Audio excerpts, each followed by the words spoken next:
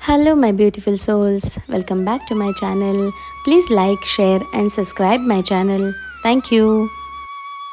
श्री शिव पुराण श्री उमा संहिता पहला अध्याय श्री कृष्ण उपमन्यु संवाद। जो रजोगुण से संसार की सृष्टि करते हैं, सत्वगुण से सात भुवनों को धारण करके उनका भरण पोषण करते हैं और तमोगुण से युक्त हो इस जगत का संहार करते हैं, जो इन तीनों गुणों की माया को त्याग कर पुनः शुद्ध रूप में स्थित है, उन सत्यानंद स्वरूप अनंत बोधमय निर्मल परम ब्रह्म शिव का हम ध्यान करते हैं। वे सर्वेश्वर शिव ही सृष्टि काल में ब्रह्मा, पालन के समय विष्णु और संहार के समय रुद्र का रूप धारण करते हैं। हे महाज्ञानी व्यास एवं शिष्य सूत जी, भाव से ही हम सब आपको नमस्कार करते हैं। ऋषि बोले, आपने हम पर कृपा कर हमें कोटि रुद्र संहिता को सुनाया है। अब हमें उमा संहिता में वर्णित श्री पार्वती जी और शिव जी की अद्भुत लीलाओं के बारे में बताइए। ऋषियों की इस प्रार्थना को सुनकर सूत जी बोले, हे मुनिगणों, आपकी प्रसन्नता के लिए मैं परम दिव्य भोग और मोक्ष प्रदान करने वाले इस मंगलमय चरित्र को सुनाता हूँ। पूर्व काल में मुनि व्यास ने सनत कुमार जी से इस कथा को सुना था। सनत कुमार जी बोले, हे व्यास जी, श्री कृष्ण पुत्र पाने की इच्छा लेकर कैलाश पर्वत पर तपस्या करने लगे। वहां उन्होंने उपमन्यु को तपस्या करते देखा और उनसे सब बातें कही तथा शिव महिमा को बताने के लिए कहा। तब उपमन्यु बोले, हे श्री कृष्ण, एक बार जप करते हुए मैंने शिव जी का दर्शन किया था। उनके पास अव्यय, गुह्य एवं अनेक दिव्य अस्त्र शस्त्र भी थे। शिव जी का त्रिशूल अत्यंत शक्तिशाली है एवं सागर के जल को एक पल में ही सुखा सकता है। इसी त्रिशूल से शिव जी ने लवणासुर का वध किया था। वहां मैंने एक फरसा देखा जो अत्यंत तीक्ष्ण धार वाला था। यही फरसा शिव जी ने परशुराम को दिया था। साथ ही वहां सुदर्शन चक्र भी था जो करोड़ों सूर्यों के समान प्रकाशित हो रहा था। शिव जी का पिनाक नामक धनुष, तलवार, गदा आदि शस्त्र भी मैंने देखे। तत्पश्चात मैंने त्रिलोकीनाथ कल्याणकारी भगवान शिव को वहां पर देखा। उनके दाहिनी ओर ब्रह्मा जी हंस से जूते विमान में बैठे थे और बाई ओर श्री हरि विष्णु गरुड़ पर बैठे हुए थे। मनु, मृग आदि ऋषिगण, देवराज इंद्र सहित सभी देवता वहां उनके सम्मुख खड़े थे। रुद्र जी के पास ही नंदी एवं अन्य भूतगण बैठे थे। सभी हाथ जोड़कर अपने आराध्य देव की स्तुति करने लगे। उन्हें देखकर मैंने भी सर्वेश्वर शिव की स्तुति आरंभ कर दी। तभी शिव जी ने मुझे साक्षात दर्शन दिए और बोले, हे ब्राह्मण, मैं आपकी भक्ति से प्रसन्न हूँ, अपना मनचाहा वर मांगो। शिव जी के उत्तम वचनों को सुनकर मैंने हाथ जोड़कर कहा, हे देवादिदेव महादेव, यदि आप मुझ पर प्रसन्न हैं तो मुझे अपनी अविरल भक्ति प्रदान कीजिए। प्रभो, मुझे मेरे परिवार सहित दूध भात का भोजन सदा मिलता रहे। उपमन्यु के वचन सुनकर शिवजी बोले, तथास्तु, तुम सब मुनियों में परम ऐश्वर्यशाली होगे तथा तुम्हें सदैव अमृतमय क्षीर की प्राप्ति होगी। जब भी तुम भक्ति भाव से मेरा ध्यान करोगे, मैं तुम्हें दर्शन दूंगा। यह कहकर शिवजी वहां से अंतर्धान हो गए। हे कृष्ण, भगवान शिव ही सब तत्वों के ज्ञाता हैं। वे ही सर्वेश्वर हैं और इस संसार का हित और कल्याण करने वाले हैं। अंतः पुत्र प्राप्ति हेतु तुम शिव जी की आराधना करो। Hello, my beautiful souls. Welcome back to my channel. Please like, share, and subscribe my channel. Thank you. Shri Shiv पुराण श्री उमा संहिता दूसरा अध्याय शिव भक्तों का आख्यान। श्री कृष्ण जी ने उपमन्यु से कहा, हे ब्राह्मणराज, भगवान शिव के पूजन से जिन शिव भक्तों का उद्धार हुआ है, अर्थात शिव जी की विशेष कृपा जिन्हें प्राप्त हुई है, उनके विषय में बताइए। श्री कृष्ण के प्रश्न को सुनकर उपमन्यु बोले, हे कृष्ण, राक्षस राज हिरण्यकश्यपु ने शिव जी को अपनी घोर तपस्या से प्रसन्न किया। तब उन्होंने उसे ऐश्वर्य संपन्न राज्य प्रदान किया। उसी का पुत्र नंदन भी शिव जी से वरदान पाकर युद्ध में विजयी हुआ और उसने देवराज इंद्र को 10,000 वर्षों तक अपना दास बनाए रखा। इसी प्रकार सतमुख राक्षस ने शिव पूजन कर 1000 पुत्र प्राप्त किए। जब ऋषि यज्ञवैकल्य ने शिव जी की आराधना से उन्हें प्रसन्न किया, तो वे वेदों के महान ज्ञाता हुए। व्यास मुनि को भी शिव कृपा से वेद, पुराण, इतिहास एवं शास्त्रों का ज्ञान प्राप्त हुआ। एक बार की बात है, शिव जी के क्रोध से पृथ्वी का सब जल सूख गया था। तब सब देवताओं ने शिव जी को उनकी आराधना करके प्रसन्न किया। उस समय शिव जी ने अपने कपाल से जल प्रकट किया था।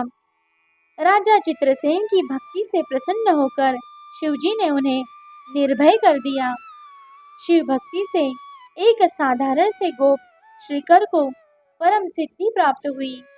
समंतिनी के सोमवार के व्रत के पुण्य एवं भक्ति फल से शिव जी ने उसके पति चित्रांगद की रक्षा की। चंचुला नामक व्यभिचारिणी स्त्री के गोकर्ण में कथा सुनने से भक्तवत्सल भगवान शिव ने उसके सभी पापों को नाश कर दिया और उसके पति विदुंग को भी सद्गति प्रदान की। महाकाय नामक व्याध ने शिव भक्ति से सद्गति पाई। महामुनि दुर्वासा को शिव शक्ति से मोक्ष की प्राप्ति हुई। यही नहीं, ब्रह्मा जी ने शिव आराधना द्वारा इस पूरी सृष्टि की रचना की। मार्कंडेय जी भगवान शिव की कृपा से ही दीर्घायु हुए। भगवान शिव के वर से ही शांडिल्य जग प्रसिद्ध एवं पूजनीय हुए। इस प्रकार मैंने आपको शिव जी के अनेक भक्तों के बारे में बताया, जिन्हें शिव कृपा से रिद्धि सिद्धि की प्राप्ति हुई। Hello, my beautiful souls. Welcome back to my channel. Please like, share, and subscribe my channel. Thank you. Shri Shiv पुराण श्री उमा संहिता तीसरा अध्याय शिव महात्म्य वर्णन। श्री कृष्ण जी ने उपमन्यु से पूछा, हे महामुनि, क्या भगवान शिव मुझे भी दर्शन देंगे? उनकी बात सुनकर उपमन्यु बोले, अवश्य ही भगवान शिव आपको दर्शन देंगे। मैं आपको एक अद्भुत मंत्र बताता हूँ, जिसके जाप से निश्चय ही शिव जी प्रसन्न होकर न केवल आपको दर्शन देंगे, अपितु आपकी पुत्र प्राप्ति की इच्छा भी अवश्य पूरी करेंगे। तब उन्होंने श्री कृष्ण को शिव महिमा का वर्णन करते हुए पंचाक्षरी मंत्र ओम नमः शिवाय की दीक्षा दी। उपमन्यु से सारी विधि विधान जानकर श्री कृष्ण जी ने शिव जी को प्रसन्न करने हेतु जटाजूट धारण किया और फिर अपने पैर के अंगूठे पर खड़े रहकर कठिन तपस्या आरंभ कर दी। श्री कृष्ण को भक्तिपूर्वक शिव उपासना करते करते 15 माह बीत गए। 16वां महीना लगते ही सर्वेश्वर शिव ने प्रसन्न होकर श्री कृष्ण को श्री पार्वती जी सहित दर्शन दिए और बोले, हे कृष्ण, आप मेरे परम भक्त हैं। आपकी इस भक्तिपूर्ण आराधना से मैं बहुत प्रसन्न हूँ। मांगो, क्या मांगना चाहते हो? शिव जी के ऐसे वचन सुनकर श्री कृष्ण बोले, हे देवादिदेव महादेव जी, आपने मुझे दर्शन देकर आज मेरा जीवन सफल कर दिया है। भगवान, मैं आपसे चाहता हूँ कि मैं सदा धर्म के मार्ग पर चलूं और संसार में यश प्राप्त करूं। मेरा निवास आपके पास हो और आप में ही सदा मेरी दृढ़ भक्ति बनी रहे। मैं सदा युद्ध में विजयी रहूं। मैं शत्रुओं का नाश कर योगी जनों का प्यारा बनूं और मुझे 10 पराक्रमी पुत्रों की प्राप्ति हो। श्री कृष्ण के वचनों को सुनकर शिवजी ने प्रसन्नतापूर्वक उन्हें सभी वर प्रदान कर दिए। श्री पार्वती जी ने लोक कल्याण हेतु ब्राह्मणों की सेवा करने का वर प्रदान किया। तत्पश्चात शिव पार्वती अंतर्धान हो गए। जब श्री कृष्ण भी प्रसन्नतापूर्वक उपमन्यु के पास पहुंचे और उन्हें अपने वरदान के बारे में बताकर वे अपनी नगरी द्वारिका को चले गए। श्री रामचंद्र जी ने भी भगवान शिव की आराधना कर उन्हें प्रसन्न किया और उनसे दिव्य अस्त्र प्राप्त किए। शिव जी के आशीर्वाद के फलस्वरूप उन्होंने लंका के विशाल समुद्र पर पुल बनाकर लंकेश्वर रावण को मारकर अपनी पत्नी सीता को मुक्त कराया। परशुराम ने शिवजी को प्रसन्न कर शिवजी से परशु नामक फरसा प्राप्त किया और उससे ही अपने पिता ऋषि जमदग्नि का वध करने वाले सहस्त्रार्जुन का वध किया। चाक्षुष नामक मनुपुत्र ने शाप भोगते हुए भी दंडक वन में शिवजी की तपस्या की, जिससे प्रसन्न होकर शिवजी ने उन्हें सांसारिक बंधनों से मुक्त कर गणेश जी का गण बना दिया। गर्ग मुनि की आराधना से प्रसन्न होकर 1000 पराक्रमी पुत्रों का आशीर्वाद प्रदान किया। शिवजी की कृपा से ही गालव नामक एक निर्धन ने अपनी तपस्या से शिवजी को प्रसन्न कर अपने पिता को पुनर्जीवित कर दिया। मुनियों, इस प्रकार मैंने आपसे शिव महात्म्य का वर्णन किया। इस महान व्रत को किया। Hello my beautiful souls, welcome back to my channel. Please like, share and subscribe my channel. Thank you. Shri Shiv पुराण श्री उमा संहिता चौथा अध्याय शिव माया वर्णन। व्यास जी बोले, हे सनत कुमार जी, अब आप हमें त्रिलोकीनाथ भगवान शिव के लीलामय चरित्र के विषय में बताइए। यह सुनकर सनत कुमार जी बोले, हे व्यास जी, भगवान शिव परम ब्रह्म परमात्मा है, वे ही सबके ईश्वर है। शिव जी से ही 8 देव योनि, 1 मानव योनि एवं 5 पक्षी योनि अर्थात 14 योनियां उत्पन्न हुई है। ब्रह्मा, विष्णु, देवेंद्र, चंद्र, सूर्य आदि सभी देवताओं सहित दानव, नाग, किन्नर, गंधर्व आदि सभी की उत्पत्ति शिवजी की कृपा से ही हुई है। सारे जगत में शिवजी की माया फैली है। इस संसार में घटित होने वाली हर घटना शिव माया का ही रूप है। उनकी आज्ञा के बिना इस धरती पर एक पत्ता भी नहीं हिलता है। सर्वेश्वर शिव की माया के कारण ही पूरा जगत कामदेव के अधीन हो जाता है। उनकी माया से मोहित होकर ही देवराज इंद्र महामुनि गौतम की पत्नी अहिल्या पर आसक्त हुए थे, जिसके फलस्वरूप उन्हें शाप मिला था। श्री हरि विष्णु भी शिव की माया के कारण ही स्त्रियों में विहार करने लगे थे। चंद्रमा भी मोहित होकर अपने गुरुदेव की पत्नी को भगाकर ले गए थे और पाप के भागी बने थे तथा शिव भक्ति से उन्हें शाप से मुक्ति मिली थी। एक बार मित्र व वरुण देव भी शिव माया से मोहित होकर स्वर्ग की अप्सरा उर्वशी पर आसक्त हो गए थे, जिससे दोनों का शक्तिपात हो गया। मित्र ने अपनी शक्ति घड़े में डाल दी थी, जिससे मुनिवर वशिष्ठ उत्पन्न हुए, जबकि वरुण देव ने उसे जल में त्यागा, जिसके फलस्वरूप बड़वानल जैसे तपस्वी अगस्ती पुत्र हुए। गौतम ऋषि का शारदूति पर मोहित होने के पीछे एक महान कार्य अस्त्र शस्त्रों के महान ज्ञाता द्रोणाचार्य का जन्म था। यही नहीं, महामुनि विश्वामित्र का स्वर्ग की अप्सरा मेनका पर मोहित होना भी शिव माया का ही एक रूप था। लंकेश्वर रावण का सीता जी को उठाकर ले जाना भी रावण को श्री राम द्वारे मारे जाने का निमित्त था।